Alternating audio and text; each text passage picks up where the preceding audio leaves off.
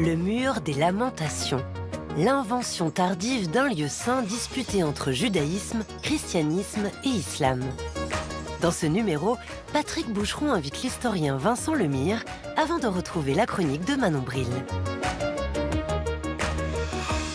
Comment faire d'un lieu un objet d'histoire? Et comment le faire quand il s'agit d'un lieu saint, que la ferveur des fidèles prétend figer dans l'impermanence? Comment le faire quand tout en lui est agité par les rejeux violents des mémoires affrontées? Nous avons décidé aujourd'hui de nous jeter dans la gueule du loup, en abordant l'un des lieux les plus chauds du monde, qui électrise toutes les espérances religieuses, mais aussi toutes les haines politiques. Ce lieu, c'est le mur des lamentations, vestige du mur occidental de l'esplanade du Temple à Jérusalem. Pour en faire l'histoire, nous aurions pu nous contenter de partir de ces gestes de dévotion, de ces prières, de ces papiers pliés entre deux pierres. Mais nous avons fait un choix plus radical, en appréhendant le monument lui-même comme un objet d'histoire. Et cette histoire de redécouverte, de réinvention, de revendication, est d'abord une histoire urbaine, celle d'un morceau de ville auquel Vincent Lemire a consacré de nombreux ouvrages qui prennent toujours soin d'en saisir à la fois la sacralité et la matérialité, faisant de cette ville-monde une histoire au long cours. Le mur des lamentations, c'est un monument paradoxal parce que c'est un monument qui n'a rien à dire, qui est silencieux, qui est muet, qui ne porte pas d'inscription et donc qu'on va chercher à faire parler, qu'on va venir toucher.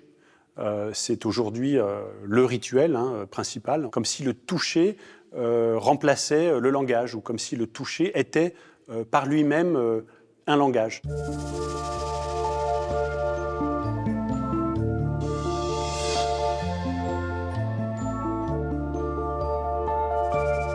C'est un monument qui, a priori, n'a qu'une seule signification, l'absence d'un autre monument, l'absence du temple de Jérusalem.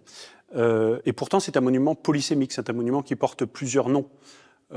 Pour la tradition chrétienne, c'est le mur des lamentations, sur lequel les communautés juives, depuis 2000 ans, se sont lamentées justement sur la destruction du temple. Pour les juifs de Jérusalem ou de diaspora, c'est tout simplement le mur occidental. Le mur occidental, parce que c'est le mur qui se trouve toujours à l'ouest de l'ancien temple de Jérusalem. Et puis pour les musulmans, c'est Haït al-Bourak, le mur al-Bourak, du nom de la jument ailée, cette sorte de Pégase mythique qu'on retrouve dans le Coran, sur laquelle Mahomet aurait voyagé depuis la Mecque jusqu'à Jérusalem pour rencontrer les prophètes. Donc voilà, c'est un monument qui porte 3 noms et qui porte, de ce point de vue-là, aussi 3 histoires.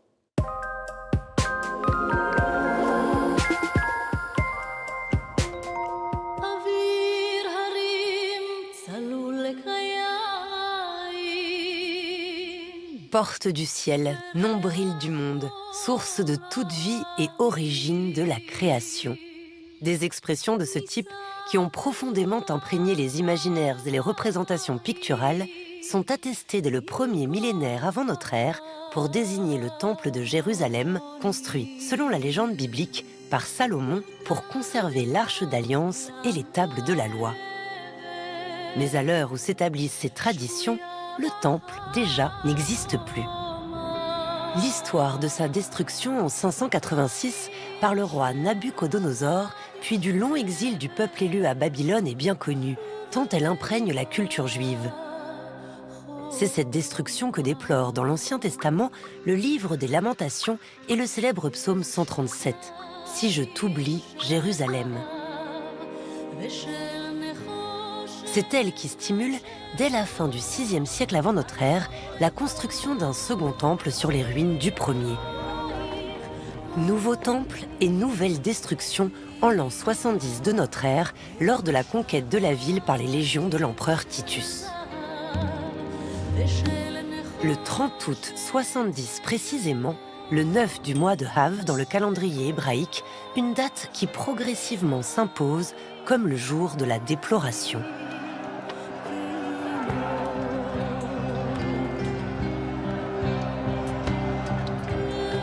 Le lieu de cette déploration tarde en revanche à s'imposer.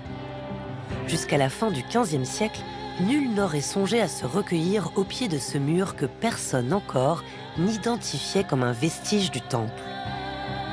Vestige neuf, en somme, d'une histoire ancienne. Faire l'histoire du mur occidental, c'est faire l'histoire de toutes ces ruptures historiques qui ont contribué à son invention, à sa réinvention perpétuelle, jusqu'au lieu qu'on a sous les yeux aujourd'hui.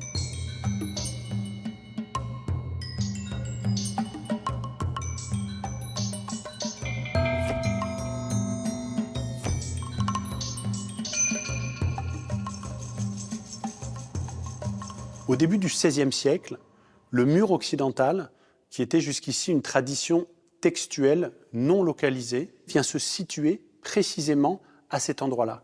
Il n'est pas simple de comprendre pourquoi, on peut simplement observer que cela apparaît exactement au moment où Soliman le Magnifique, le sultan d'Istanbul, décide de construire les murailles actuelles de la vieille ville de Jérusalem, décide d'une certaine manière de recouronner Jérusalem, de réclôturer ce sanctuaire, puisque la vieille ville de Jérusalem est en elle-même un sanctuaire, et on peut penser que les Juifs de Jérusalem, qui sont très présents dans la ville ottomane, cherchent à se constituer leur propre sanctuaire à l'intérieur de la vieille ville de Jérusalem.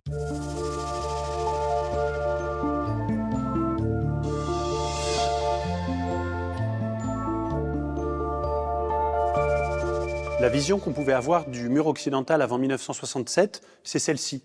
Il n'y avait pas de parvis devant le mur occidental, il y avait un quartier, ce quartier qu'on appelle le quartier des Maghrébins, dans lequel vivaient à peu près 1 millier de populations d'origine maghrébine. Et on voit bien que c'était un lieu convoité, on le voit avec ce premier plan, ces visiteurs juifs, religieux, qui observent, qui admirent peut-être, qui convoitent en tout cas ce mur occidental. À l'approche de la guerre des 6 jours, au milieu des années 1960, on se rend compte que de plus en plus de discours émergent dans la presse israélienne autour de cette question de l'impossibilité d'accéder au mur occidental pour les fidèles juifs d'Israël qui habitent à quelques centaines de mètres de là. Et on comprend à ce moment-là que, effectivement, l'accès au mur occidental devient un des points de focalisation très très importants pour l'opinion publique israélienne.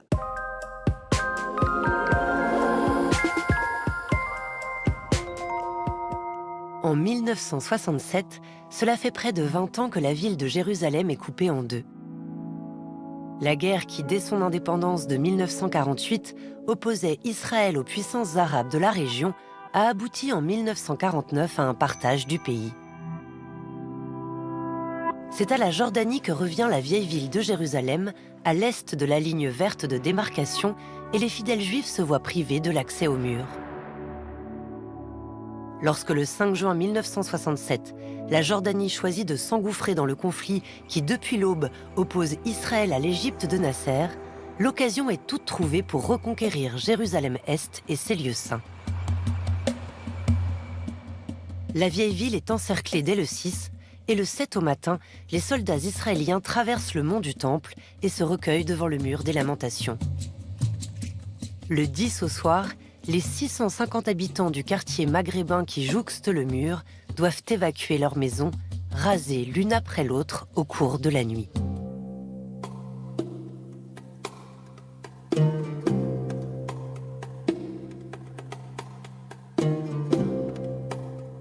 Le 11 juin au matin, c'est l'esplanade du mur qui émerge au milieu des gravats.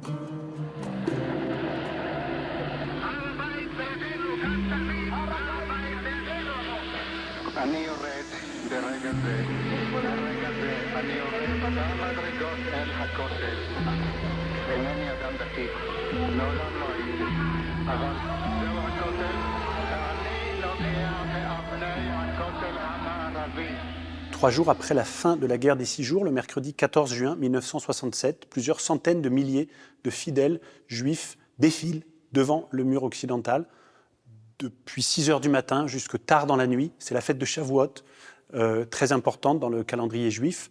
Et cela marque d'une certaine manière la réinvention, la renaissance de ce lieu saint. Ce parvis peut aujourd'hui accueillir jusqu'à 60 000 fidèles en même temps. Le mur occidental, tel qu'on le connaît aujourd'hui, est né.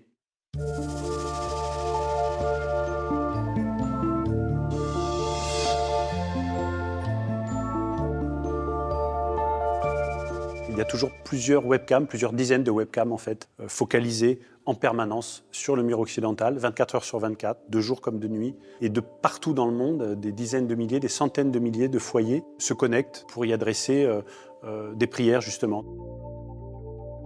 Mais on vient aussi avec ces petites prières, ces petits dessins qu'on retrouve par milliers, par dizaines de milliers et qui 2 fois par an sont nettoyés, extraits du mur et puis enterrés sur le mont des Oliviers.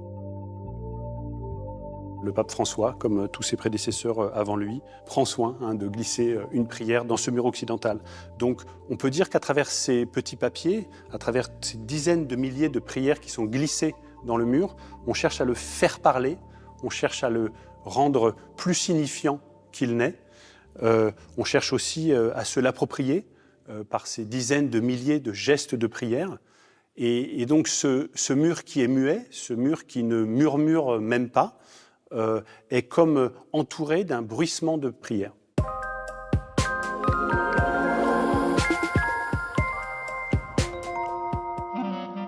Rebâtir le temple.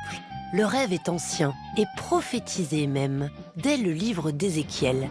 À la fin des temps, quand viendra le Messie, le temple s'élèvera de nouveau. Ce désir sans cesse contrarié de rebâtir le temple, certains courants orthodoxes n'hésitent pas à en faire un invariant du judaïsme. Depuis les premiers vœux de reconstruction, au lendemain du sac de 70, jusqu'au projet dont l'Institut du Temple s'est aujourd'hui fait le porte-voix. Reprendre le mont du Temple, détruire le Haram al-Sharif, le sanctuaire musulman, et reconstruire le temple en lieu et place de la mosquée Al-Aqsa et du dôme du Rocher. C'est faire toutefois un raccourci un peu rapide. Pendant des siècles, après la destruction de 70, les Juifs désertent Jérusalem au point même d'en oublier l'emplacement du temple. Le mont du Temple ne redevient de fait un lieu central qu'avec l'essor du Haram al-Sharif. Quand en août 1967, 2 mois après la reconquête de la vieille ville et du mur des Lamentations, le rabbin Shlomo Goren se fait le champion de la construction d'une synagogue au milieu du Haram al-Sharif, c'est la conséquence d'un demi-siècle de tensions croissantes au Proche-Orient, pas l'inévitable aboutissement de 2 millénaires d'histoire sacrée.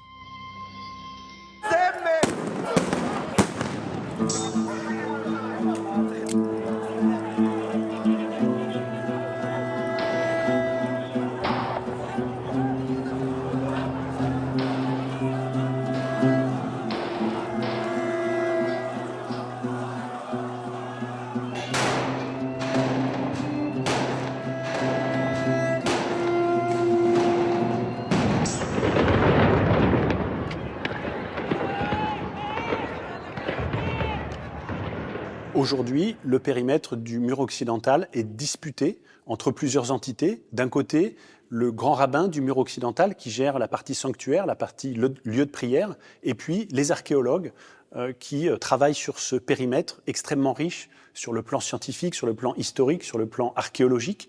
Et cette tension entre, d'un côté, une entité religieuse, de l'autre côté, des archéologues israéliens qui travaillent eux aussi également dans un contexte politique extrêmement délicat, extrêmement difficile, dit beaucoup de choses de ces lieux saints que l'on présente toujours comme éternels, intemporels, et qui en fait sont toujours le résultat de transactions, de négociations, de réinventions, de réinstitutions. Le mur occidental, c'est cela, c'est l'histoire des lieux saints à Jérusalem et ailleurs. Et maintenant, Manon Bril déjoue la frontière entre histoire et culture populaire.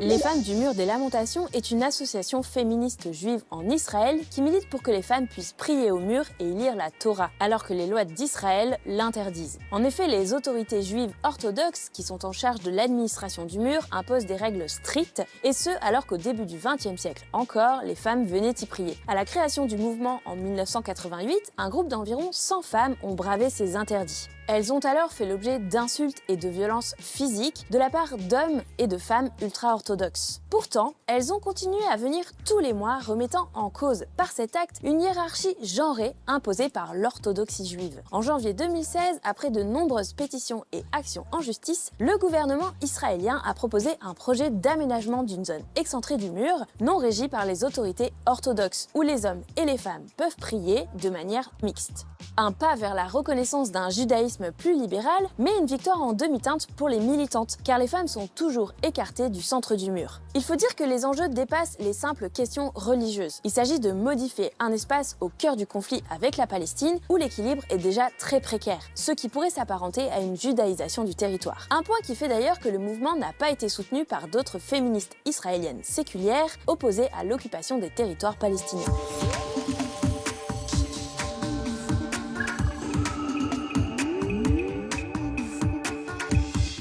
S'il n'y avait qu'une chose à retenir de cette histoire terrible, mais fascinante, c'est combien la permanence des lieux, leur obstination à nous faire croire qu'ils ont toujours été déjà là, indifférents à la peine des hommes, est porteuse d'une illusion possiblement meurtrière. Car dans le cas de Jérusalem, il y eut des lamentations bien avant qu'elle ne trouve à se fixer sur le mur occidental du temple. Comme souvent avec les lieux saints, la croyance précède et précipite sa localisation. Maurice Halbwachs décrit ce travail de la mémoire par lequel du langage vient prendre la forme d'objets solides et durables. Il n'y a pas de lieu de mémoire, car le monument n'est rien d'autre que la solidification d'un souvenir. Ou pour le dire autrement, les souvenirs viennent moins des vestiges du passé que des hantises du présent.